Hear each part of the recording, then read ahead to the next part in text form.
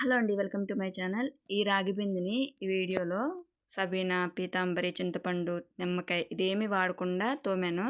ఎలా తోమానో ఇక్కడ స్కిప్ చేయకుండా చూడండి. పనికిరాని వస్తువుతో తోమానండి. తోమక ముందర దీని అవతారం అయితే ఇలా ఉంది. ఇప్పుడు మళ్ళీ దీంట్లో నీళ్ళు తాగుదాంలే అని చెప్పి బయటికి తీసి ఇదైతే అట్లు పిండి, కొంచెం పిండి మిగిలిపోయింది. మిగిలిపోతే దీని మీద వేసి ఇలా స్క్రబ్ చేశానమాట. ఆల్మోస్ట్ పిండి మొత్తానికి, బిందె మొత్తానికి సరిపోయింది, కరెక్ట్గా సరిపోయింది. మనం కొంచెం మిగిలిపోతే అట్ల పిండి బాగా పులుపుతనం వచ్చేస్తే పడేస్తూ ఉంటాము కదా. సో అలాంటి పిండిని ఇలాగ దీంట్లో వేస్తున్నాను అనమాట. ఆ లోపల ఏంటో అనుకోమాకండి, లోపల చింతపండు వేసి వదిలేసాను, అది అలా అయిపోయింది, అందుకే కిలిం పట్టేసింది అనమాట. తోముదాంలే అన్నట్టు ఇంకా ఈ అట్ల పిండి అలాగో మిగిలిపోయింది కదా, దీని మీద వేసి తోముదాం అన్నట్టు ట్రై చేస్తున్నాను. బట్ సక్సెస్ అయింది, చాలా బాగా వదిలిపోయింది దీని నలుపుతనం మొత్తము కూడాను. జస్ట్ ఇలా ఉన్న పిండిని ఈ బిందికి మొత్తానికి పట్టించేసానండి ఇలాగా. ఇక్కడ అసలు పోతుందా లేదా అని టెస్ట్ చేస్తున్నాను అనమాట. పోతుంది కాబట్టి మొత్తం అంతా దీనికి ఇలా పట్టించేసాను.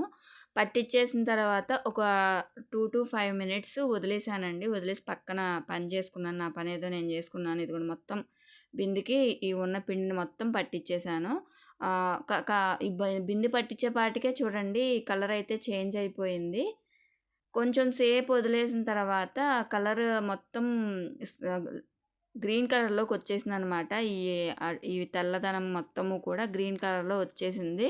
ఇలా స్క్రబ్ చేస్తూ పక్కన పెట్టేసేసాను అనమాట. ఇప్పుడు చూడండి దీని కలర్ అయితే పూర్తిగా చేంజ్ అయిపోయింది, ఎలాగ గ్రీన్ కలర్ అయిపోయిందో. సో ఇది తీసి చూపిస్తే చూస్తున్నారు కదా ఎంత గ్రీన్ కలర్ వచ్చేసిందో. అంటే కిలుము మొత్తం అట్ల పిండికి వచ్చేసిందండి.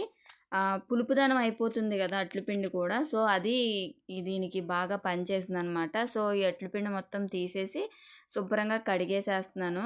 చూడండి మొత్తం అట్లపిండేను, ఏమీ వేయలేదు ఇందులో. ఒకసారి మీరు ట్రై చేయండి. అట్లపిండి మిగిలిపోతే అది పులవాలి, లాస్ట్కి అయిపోతే మాత్రమే వేసి రుద్దాను అనమాట.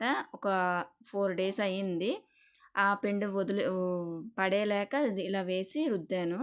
బట్ చాలా బాగా తెల్లగా వచ్చింది. ఇంకా ఇది మొత్తం తీసేసిన తర్వాత కడిగేసినాక ఈ అట్లపిండి మొత్తం పోగొట్టేసిన తర్వాత విమ్ లిక్విడ్ వేసి తోమానండి. నేను తోమింది చెప్తున్నాను. ఇలా లోపల మొత్తం స్క్రబ్ చేస్తాను అట్లపిండితోటి. ఒక 2-3 minutes స్క్రబ్ చేసాను దీంతో. ఇలా చేసేసిన తర్వాత మొత్తము కూడా కడిగేసాను, అట్లపిండి ఏమీ లేకుండాను.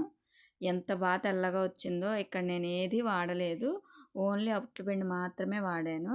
ఇదిగోండి మొత్తం అదంతా కలర్ మొత్తం చేంజ్ అయిపోయింది అనమాట. చూడండి ఎంత తెల్లగా వచ్చేసిందో.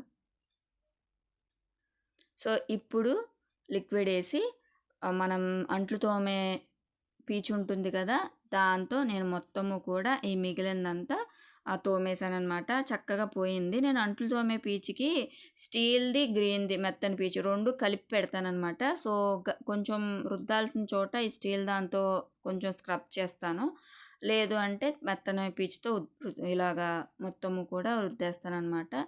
సో చూడండి ఇలా తోమితేనే మొత్తం కూడా తెల్లగా వచ్చేసింది. అదే నార్మల్గా లిక్విడ్ వేసి తోమామనుకోండి ఇంతకీ అంతకీ తెల్లగా రాదు ఈ రాగి బింది. నేను తోముతూ ఉంటాను కదా, అందుకని చెప్తున్నాను. సో ఈ అట్లపిండి వేసి రుద్దేసిన తర్వాత దీంతో తోమితే చక్కగా తెల్లగా వచ్చేసిందండి. చూడండి ఎంత బాగా వచ్చిందో. జస్ట్ లిక్విడ్తోనే తోమాను, ఇంకేమీ యూజ్ చేయలేదు. చూడండి ఎంత తెల్లగా వచ్చేసిందో. మీరు ఒకసారి ట్రై చేయండి. అట్లపిండి మిగిలిపోతే రాగి వస్తువులు ఏమన్నా ఉంటే మీ ఇంట్లో.